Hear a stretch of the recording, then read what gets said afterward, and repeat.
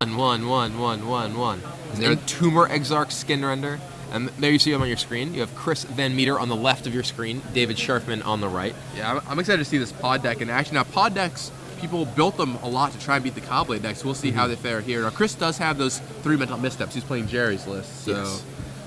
Mental Misstep, not as exciting as Spellskite might be here. Mental Misstep only actually stops Bird of Paradise in Sharfman's deck.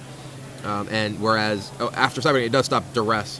But Sharfman actually has Surgical Extraction and Memoricide in his side. Wow. He really wants to get cards out of the game. Or rather, whoever actually handed him his deck really wants to get cards out of the game. So there, the bird comes down on turn 2, along with a fetch land. This is actually one thing that when I saw this deck before, I was a little leery of, was the fact that it plays 3 copies of Tectonic Edge in a 2-color deck that doesn't have dual lands. It does have 4 Verdant Catacombs, but the value of those Tectonic Edges in a deck like this versus, the mana consistency you get in a 2-color deck that doesn't have access to, Overgrown Tomb or whatever. Right. Huh. But, I think you can probably play a couple edges, but 3 might be 1 too many. I mean, I know that in my Bladebreaker deck, which is a 2-color deck with 10 dual lands, I play 1 Tectonic Edge. All right, so is that a Sylvok replica? Sylvok replica, not necessarily the greatest card to have here, although I guess you could peg an Oblivion Ring. Oh, he didn't leave green up. Yeah. He doesn't actually have Lotus Cobra in his deck, so wow, that's interesting. That's a card that most people would not. Well, it's also very odd with the number of fetch lands that he has. I mean, he has a green-black fetch and a white-black fetch and a green-blue fetch, which he has not really any use for other than thinning his deck. That is kind of strange that there's no Lotus Cobra here. So Day of Judgment takes out the Bird of Paradise and the not-so-hot Sylvok replica. Sharfman goes and fetches a Swamp. Look at the sideboard. So there's just no reason for the... They are just thinning fetches. Weird.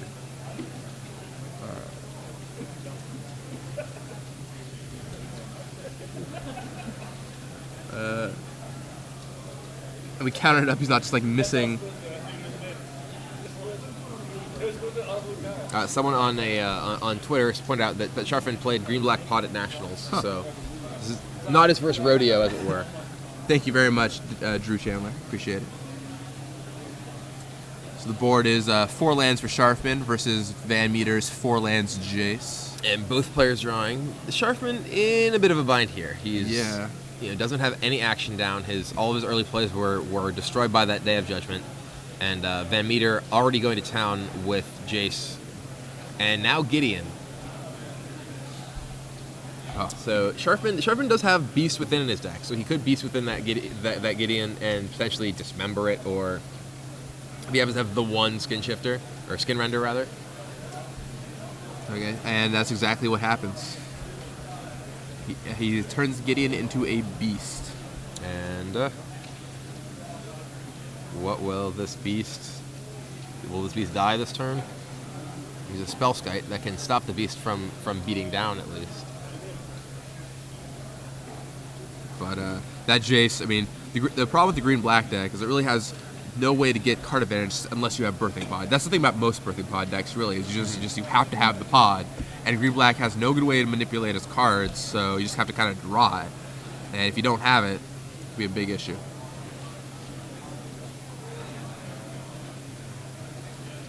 And as is the case here, he's just drawn a couple happenstance cards, one of them being Spellskite, which is okay, but certainly not phenomenal.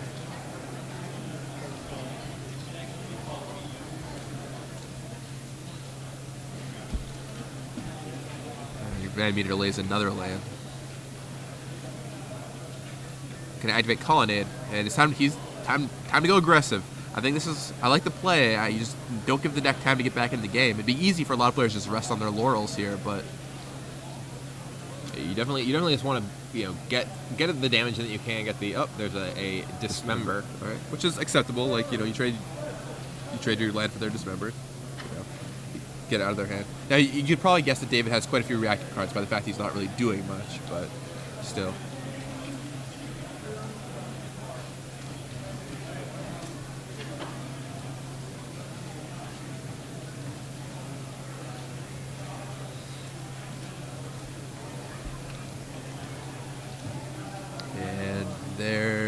Cadaver Imp. The Imp himself, bringing back Slovak Replica. Sharfman's deck is just limping along in this game. Like, he is playing the way Sharfman likes, limited style. yeah, it really looks like he's just playing a limited deck right now. I mean, Sharfman is known for his limited prowess. So. He's He even has the the mismatched swamp in there. Gabe Blanciano asks on Twitter if Sharfman is playing Smallpox. No, he's not playing Smallpox. Just Holy Spells or Dismember, Beast Within, Go for the Throat, and of course Birthing Pod.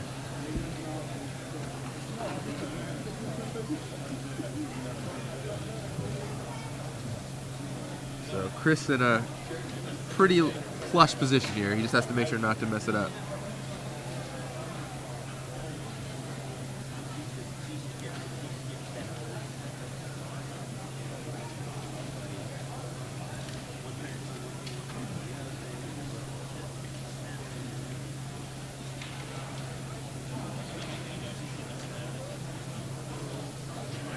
Let's see. Chris shuffling through his cards. It's got so many options. A luxury I'm sure Sharfman wish he had right now. All right, Chris finally chooses to go for a Squatter Hawk. Always a safe choice. He went for it.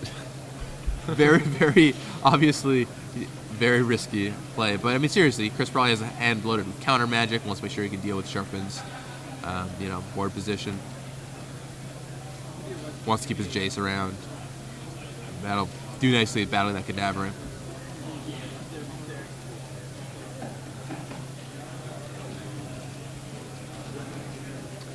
there's a Squadron Hawk. So he lays 2 Hawks. And I think he's got 8 cards.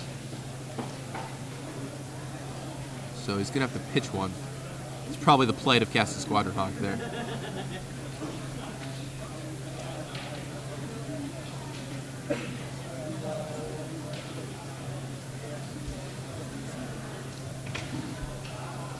Discards Island and ships back to Sharfman.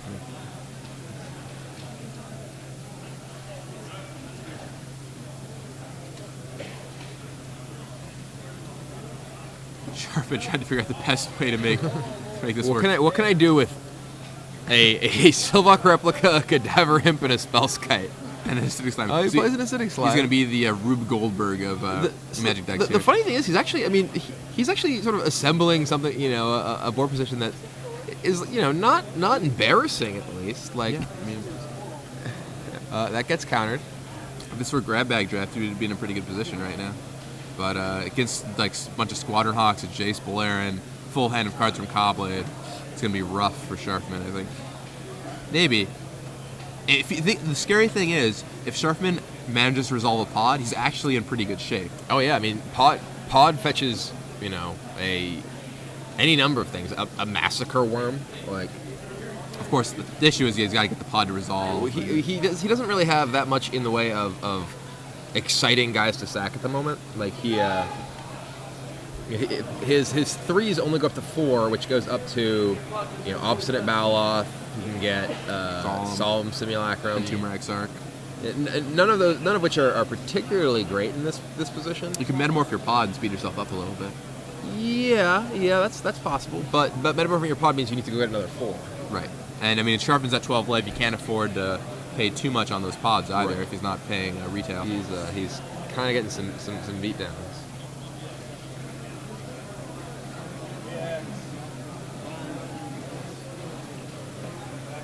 And let's see, life total's 12. David Sharfman, 20. Chris VanMeter. Board position is 2 Squadron Hawks and a brandly minted Consecrated Sphinx. That's not good for Sharfman. Alongside Jace Balerin, the old Sphinx Balerin combo.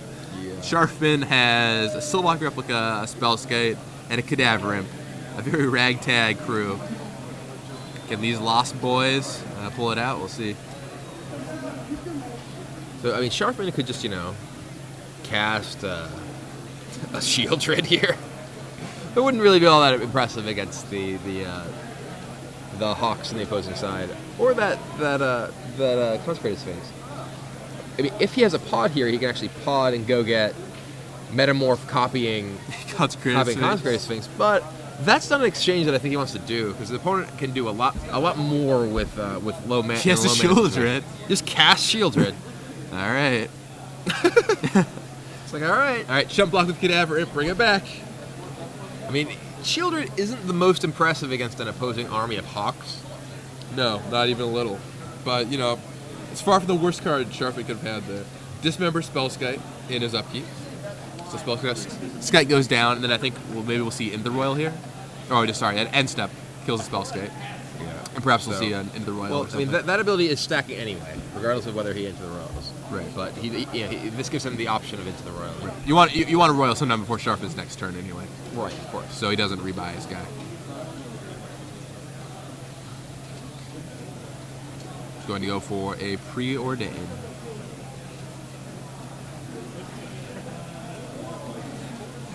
Ships them both to the bottom, not satisfied with his full group of cards. What are you digging for if you're Chris? Maybe he just doesn't have Into the Royal? I mean, not that you're too concerned about that. Is that... That's another Dismember. Dismember on Sylvok Replica, so Replica goes down. Now he's in Oblivion Ring. And now he's going to ring away the Shieldred. Yeah. And David Sharp's board position just got dismantled. Kind of worse than it was a moment ago. I mean, he tapped out for his 7 mana first pick, and his opponent had the answer. And there's still a Consecrated Sphinx in play.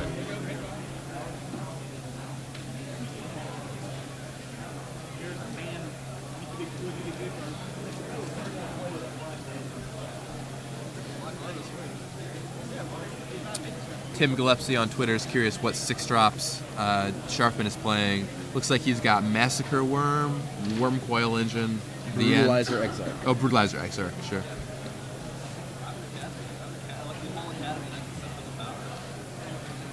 Let's see. All right, Chris plays a Colonnade tapped, just in case his board position wasn't threatening enough, and dares David Sharfman to find an answer. And I'll draw some cards. So Sharfman at 3 life. Not looking like, Worm Coil. That can just resolve, right? Doesn't do anything. Yep, Worm Coil resolves. And then just going to ship the turn, and that should be that. Well, I mean, there is the Cadaver Imp who can jump block. Oh, he played the Colonnade, though. So. Oh, did he? Yeah. Okay, yeah, this game is just over then. Yeah, I think that's it. Unless Chris is scared of attacking for some reason, but I can't imagine why he would be. If Sharfman has 3 mana, I can't tell if he's got 2 or 3 mana on tap. If he's got 3, I guess Beast Within is a possible thing. Well, if he has 2, he has Go for the Throat as well. Sure. Probably would go for the Throat of the Celestial, Sphinx quite a while back. A bit. Yeah. All right, yeah, Sharfman just concedes. All right. So going on to sideboarded games, how do you think things change up here? All right, let's see. So Chris VanMeter is going to, let's see, Torpor Orb is a card that's generally good against these pod decks because they're trying to get a lot of interactions from potting their guys up the chain. You play some Torpor Orbs, and they're really just turning one guy into another with no bonus effect from their creatures.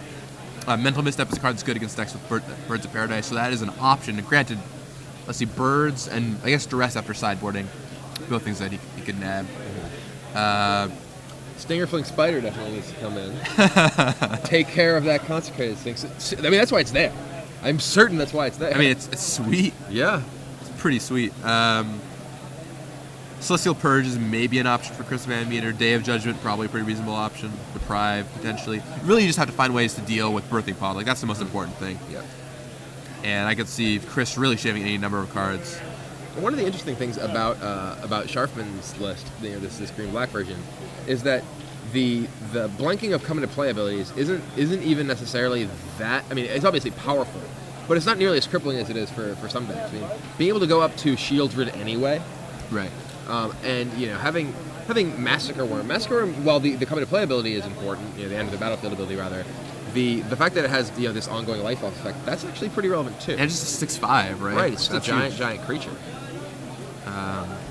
Worm Coil obviously, has game text and is a 6/6. Let's see.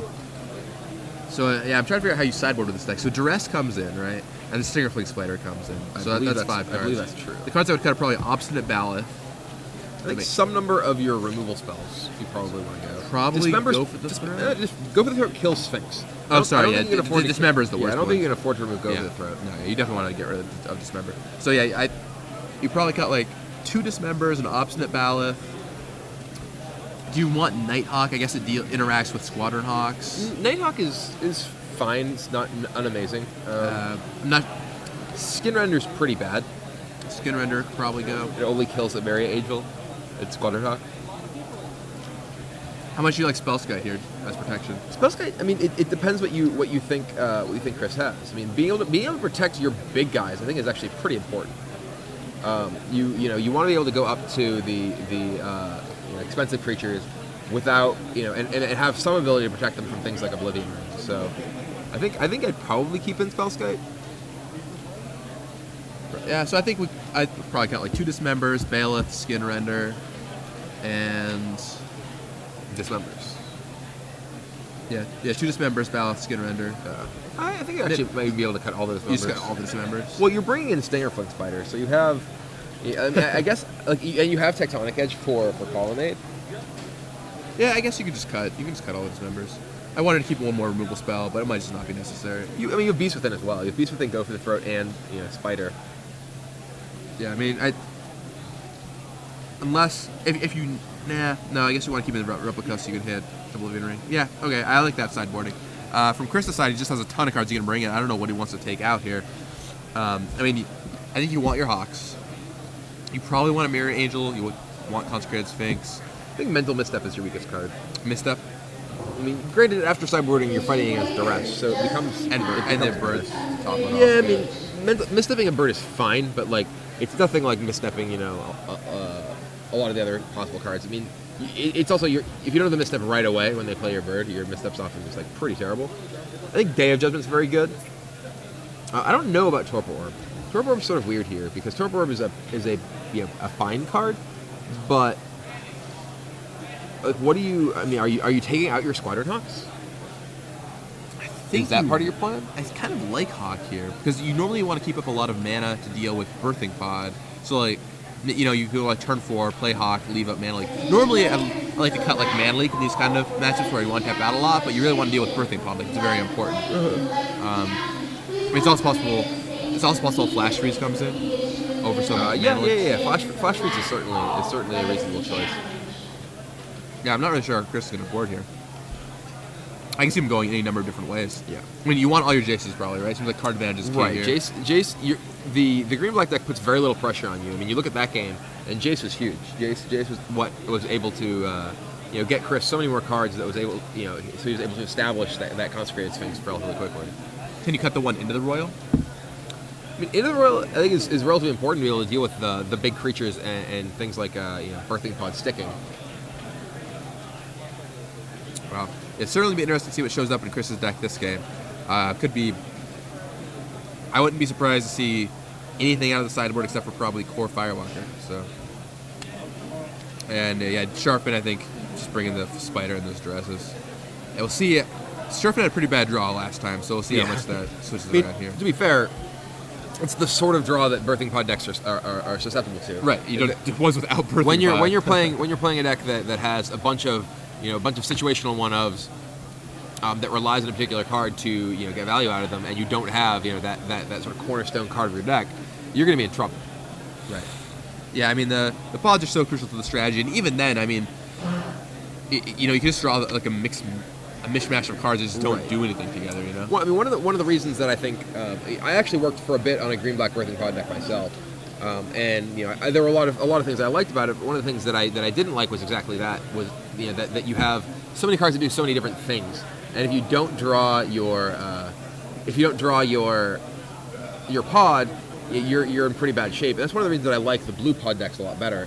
Just in general, I think that having Ponder and Preordained to be able to dig for your key cards, makes those decks substantially more consistent. I agree with that. All right, so Sharfman leads off. Sharfman goes Birdie. Lambert. VanMeter does not Mental Misstep. That's pretty much the start. Sharfman wants to see. Only get better if Sharfman plays like a turn 2 Birthing Pod. VanMeter leads on Preordain. I think Preordain is pretty interesting how it changed, because it used to be you seldom wanted to cast it on turn 1 Cobblade. You wanted to wait till turn 3 or so.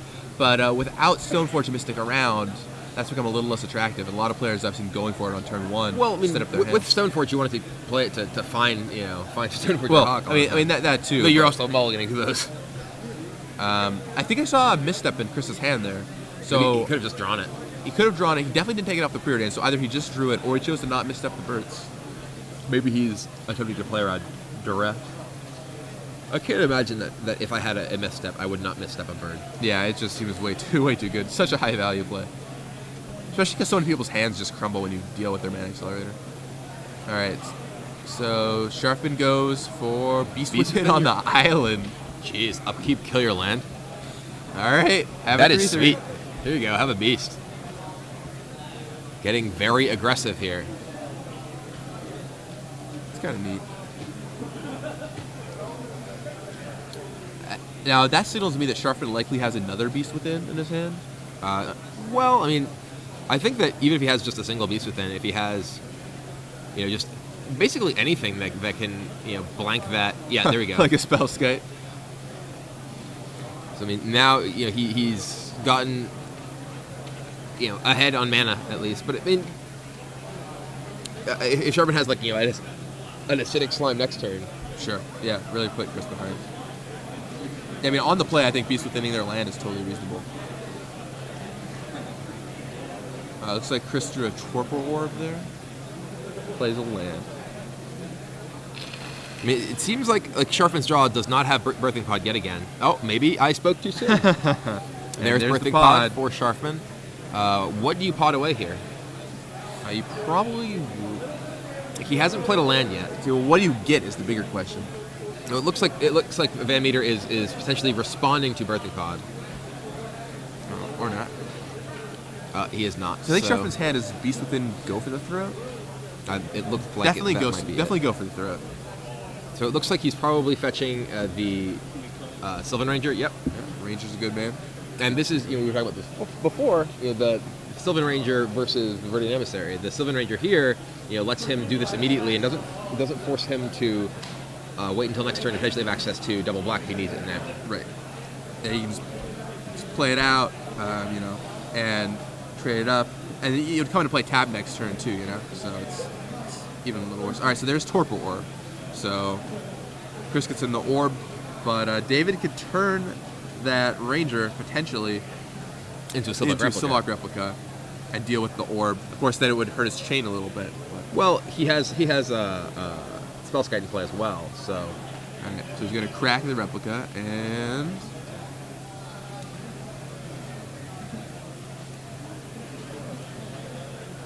Yes, Sylvok replica. It's possible he could also turn the Spellskite into a Cadaver Imp back the Spellskite, and replay the Spellskite next turn. Or get Glypha, kill something, get back any of them. Alright, he kills the Torpor Orb right now, so no Into the Royal shenanigans can occur. And...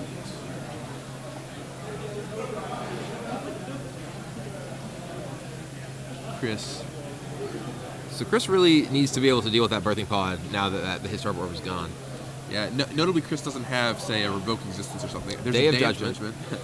All right. That's not the best answer, because any creature that Sharfman draws now is still a pretty big deal. But it looks like Sharfman might just not have a creature. Beast Within my own guy. Start my chain. Yeah. Beast Within my land. The imp. The Cadaver Imp. It's the imp. And bring back Sylvok replica. That's Tyrion Lannister right there. The imp. Do you just not know Game of Thrones at all? No. Oh man.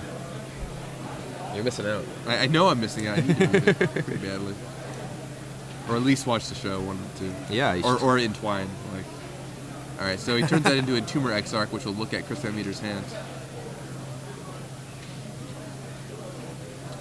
And he sees Mental Misstep, Gideon, Jura, and 2 other cards. I think maybe another Day. I think it's Misstep, Day, Gideon. I can't see what the card all the way to the left is. Looks. Oh yeah, I can't tell either. It looks like a land. Might be Scalding Tarn. Yeah, I think it's Scalding Tarn. Project Gideon. Yep, which he does. And passes back. Now being posted on the side of this Shipping Dragon banner. It'll be in yellow paper. So the Cadaver Imp is showing his worth here. Yeah, I mean the imp seems like a sweet card here. Yeah. And let's see, the 4s he can turn into. What did he imp back? He got the was it the Spellskite or the Sylvan Ranger? He got the replica. The replica. Okay. And that makes sense. And the 4s he can turn into in his main deck are Metamorph, Bailoff, which we think is cut, Skin Render, which we think he's cut, and Tumor Exarch. Yeah. And Tumor Exarch is pretty sweet here. But Exarch is in play right now, right? He just used it to look at his hand. Yeah. So now he can turn the Exarch into a 5. slime. Slime is his only target. Or Stinger Fling Spider, but we don't really want that one right now. Probably don't want a Stinger Fling right now. Alright, turn the Entomber Exarch And into slime you. Slime, set you back on lands. So Slimer will kill Glacial Fortress. Alright, Slime time, that goes away. Probably, potentially, well, he knows he has a Day of Judgment. Maybe you don't play that Spellskite yet. You really don't want to play out your Spellskite. Yeah, so even if he days, the Spellskite can turn into a 3, which is Glissa, Nighthawk, Pilgrim's Eye. So, plenty of options here. And if he doesn't get Dade, he has to go get a Wormcoil Engine or a Brutalizer Exarch. Probably Wormcoil Engine, given that he knows the opponent has Day. David was very nice, writing his deck list down in mana cost order for us, which is actually just a lifesaver. Oblivion Ring comes down on the Birthing Pod. Might be a little too late. We'll see.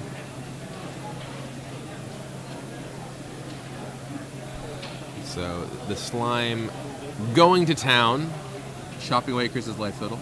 Drops him down. and Sharfman, because he hasn't had to use any of the cards in his hand to actually do any of this. It's just all been from the pod in play and whatever creature he might have. There's Sylvark Replica. That's an interesting choice. I don't know if I want to expose my replica to a Day of Judgment that I know my opponent has. Well, he can get back to Birthing Pod by killing the Oblivion Ring, which is a pretty big deal. Oh, that's true. That was an Oblivion Ring. Okay. Your point. And so I think Chris is pretty much forced the day here. Otherwise, he's going to untap with Pod and Acidic Slime. Right, yeah. So... yeah, that's... boom. Nope, she's not today.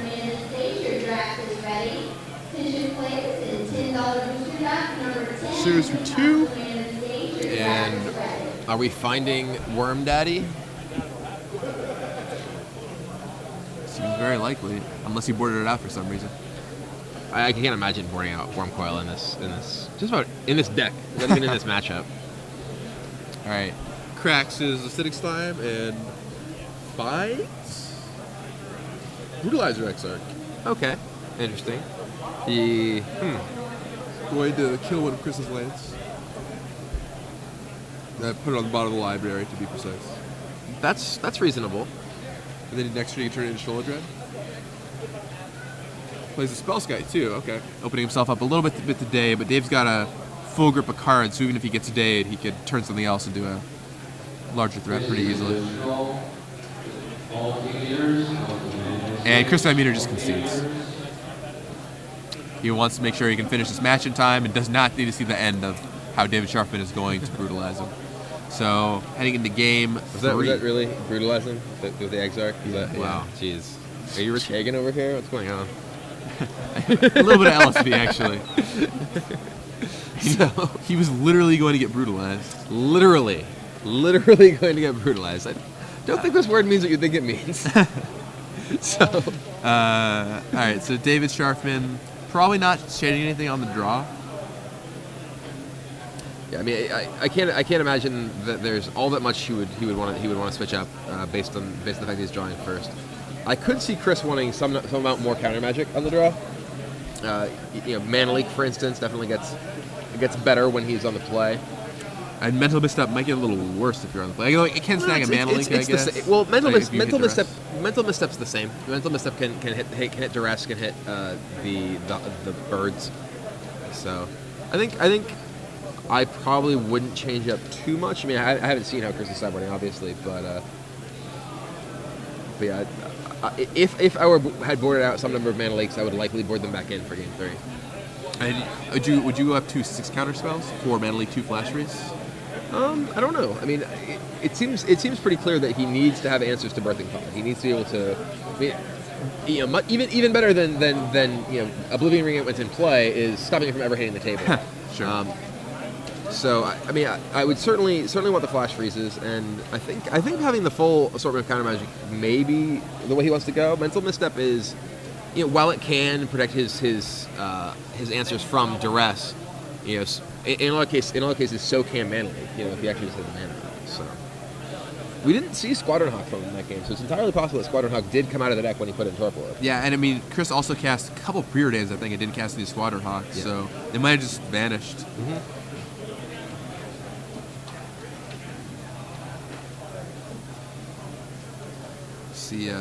Yeah, sideboard for Chris has got to be really difficult here. That's the one thing I just have no idea how to do. I played a lot of Cobblade, and I don't even know exactly how I would. Yeah, I have not played this particular matchup at all. But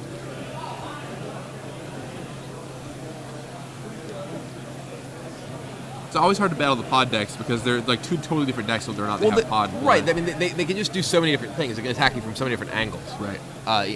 The fact that, you know, you really want to start Birthing Pod, but you can still just die to, you know, little dopey creature beatdown.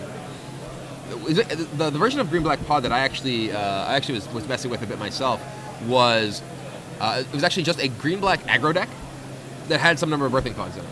Oh, interesting. So you still have like the aggro plan. It had Skin Shifter. It had Abyssal Persecutor. Oh. And Abyssal Persecutor, you can sacrifice to Birthing Pod to, you know, you get a couple hits in, then sacrifice the Birthing Pod, and put Obnixilis into play, then play some lands and kill that. So I never really got around to testing it because, you know, I was working on other stuff. Right. But I had brewed it up, and it seemed kind of sweet to me. So turn 1 preordained for Chris VanMeter. Well, there you go, everyone at home. You have the technology. Try out. If you next 2 weeks of Standard, no more big events. Try out Green Black Birthing Pod with Purpose Persecutor and Obnixilis. Obnixilis is just a card never had his time, man. Looks so tempting. There's Birds of Paradise, and it does not get misstepped. See a Jace in Chris's hands, and looks like he plays the tap calling it. And do we have a Birthing Pod from Sharfman here? Probably wondering if Chris has an Oblivion ring waiting in the wings. Well, I mean, it's actually also, we know, but Sharfman doesn't know that VanMeter has no Spell Pierce in his deck, right? So that's one of the very interesting things about the differences between some of these Cobblade lists is because, you know, do you play around with Spell Pierce? A lot of the versions of Cobblade have been cutting back or removing Spell Pierce entirely, and, you know, a lot of people are just so used to playing around Spell Pierce when they're playing against Cobblade.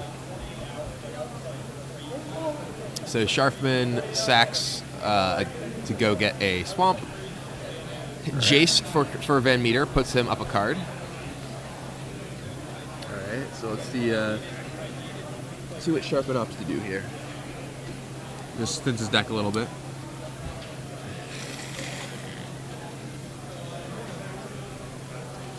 All right. This looks like a slime if he's sacking right now. Oh, sliming his land would be awesome play for Sharfman here. Sharfman with mismatched lands. But you had the deck at the last minute. You're allowed to mismatch. I suppose that's true. Maybe that's just his Lucky Mirage or Urza Saga. So Acidic Slime destroys the Colonnade. All right, now Jace will help Chris VanMeter continue his land drops, but the tempo is a pretty big deal. Well, I mean, this particular the Green Black Birthing Pod deck that Sharfman is playing, I mean, it's not aggressive. You know, it's not really attacking your life total all that much. So being you know, on the back foot a little bit isn't that big a deal. What really matters is when it is able to establish its key board position cards like Birthing Pod. Right. And really, by like Birthing Pod, I mean Birthing Pod. Exactly, Birthing Pod. Much like Birthing Pod in that they are Birthing Pod.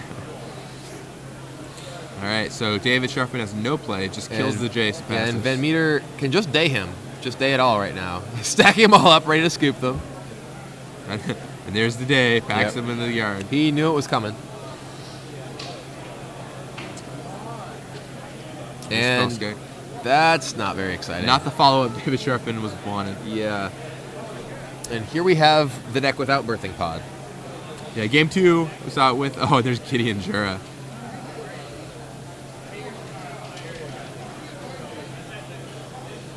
Yeah, Sharfman really needed a pod, and he didn't find one. Spellskite has to attack. Attacks Gideon. Get him. 2-0. I mean, VanMeter can actually just... I mean, he could try and go for killing Sharfman in a couple turns here, but he knows that Sharfman's deck has removal in it. He could actually also just kill Spellskite, so even if Sharfman draws a... That's what I would do. Yeah, I think the play here is kill Spellskite. Yep. Probably just continue to build your board somehow. Kill Spellskite. Oh, or not. Pass it back to Sharfman. He killed it. Well, he killed it, but did not cast anything else. Right. I thought Chris might go for something else. Apparently not. All right, pawn appeared in from Chris VanMeter. Sees land. Not sure on the other card. I think it's blue. One on top, one on bottom. Likely keeping the blue card.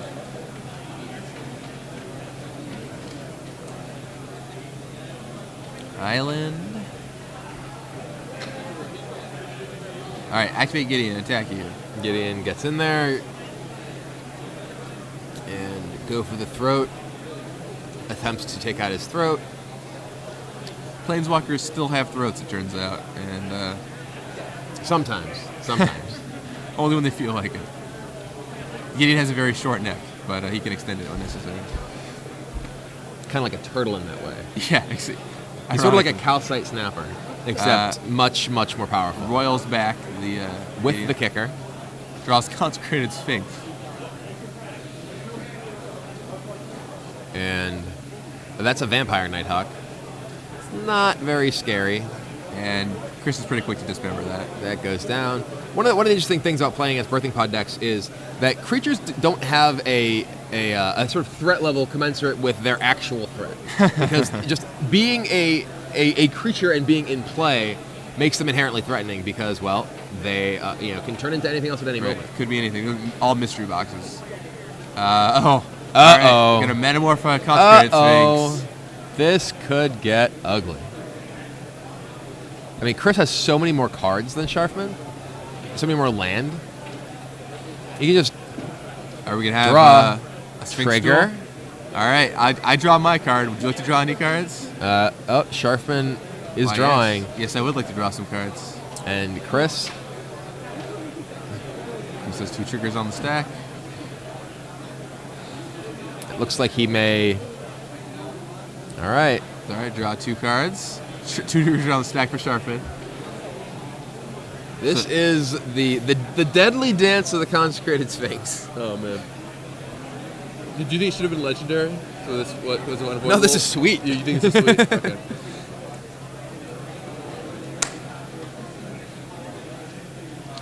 There's Oblivion. All right, so it gets Oblivion Ring. Chris opts not to draw. Oblivion Ring's the mere Consecrated Sphinx, the evil Sphinx.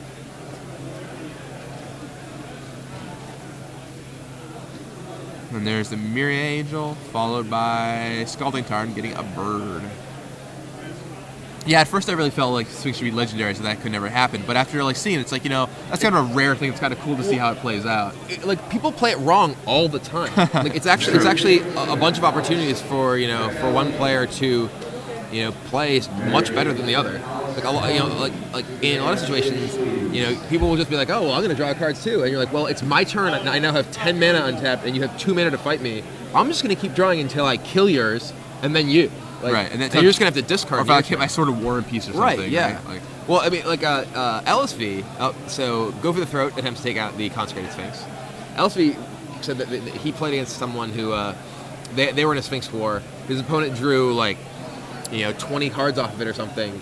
And LSV played Grand Abolisher, and then went Sword of My Sun Titan, tap your only non-what guy, 30 you.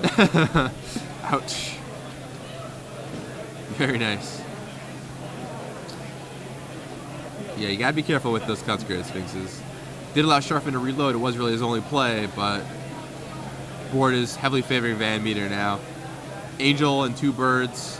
It's been pretty heavily favored for him for a while, I think. Yeah, that's true. He has a lot more resources than Sharfman has had pretty much all game. And Sharfman just had nothing going on. Yeah, I mean, Sharfman got 3 creatures destroyed by Day of Judgment, and stalled on 3 land. Torpor Orb, just in case. Sharfman is pretty much dead here.